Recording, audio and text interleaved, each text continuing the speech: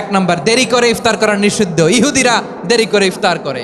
লা ইয়াজালুন নাসু আলা খাইরিন মা আজ্জালুল ফিতরা। বিশ্বনবী বলেছেন, এই উম্মত যতদিন আগে আগে ইফতার করবে, এই উম্মতের কপাল থেকে কল্যাণ কেউ ছিনিয়ে নিতে পারবে না। চিল্লায় বলেন ঠিক কি না? আজানের জন্য বসে থাকবেন না, সময় দেখবেন। স্থানীয় সময় যখন সূর্যাস্ত হওয়া মাত্রই বিসমিল্লাহ, খেজুর খেয়ে ফেলবো। পারবেন তো নাকি দেরি করবেন? 2 নাম্বার, রমাদানের পবিত্রতা বজায় রাখবো। কোনো তর্ক বিতর্ক অশ্লীলতায় আমরা জড়াবো না, ঝগড়া করবো না, সরাসরিও না, ফেসবুকেও না। করবেন কেউ গালি দিলে বলবেন ইন্নিমরুউন সায়েম, আমি রোজাদার। আল্লাহর হাবিব শিখিয়েছেন, কেউ যদি তোমার গালি দেয়, কটু কথা বলে, অশ্লীল কথা বলে, রমজানে তুমিও বলতে পারবে না। তুমি বলতে পারবা ইন্নিমরুউন সায়েম, আমি রোজাদার।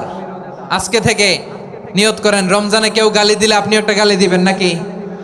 কি বলবেন?